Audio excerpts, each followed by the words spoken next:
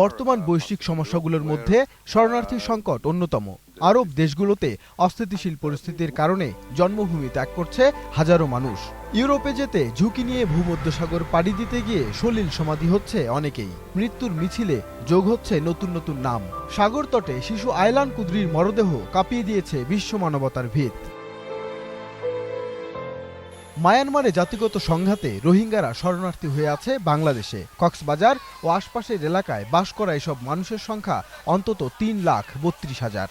শরণার্থী সংকটের জন্য রাষ্ট্রগুলোর রাজনৈতিক বৈষম্য আর সীমাবদ্ধতাকেই দায়ী করছেন এই আন্তর্জাতিক সম্পর্ক বিশ্লেষক। যেখানে রাজনৈতিক স্বাধীনতা নেই এবং যেখানে অর্থনৈতিক অবস্থা অবনতির দিকে যাচ্ছে, সেখানে স্বাভাবিকভাবেই কিন্তু মানুষ ভালো জীবনের প্রত্যাশায় ওপারে পাড়ি জমাবে।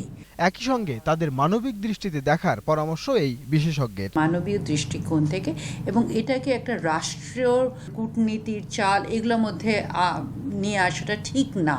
আর পররাষ্ট্র প্রতিমন্ত্রী বলছেন, মিয়ানমারের নতুন গণতান্ত্রিক সরকারের আন্তরিকতায় সমস্যা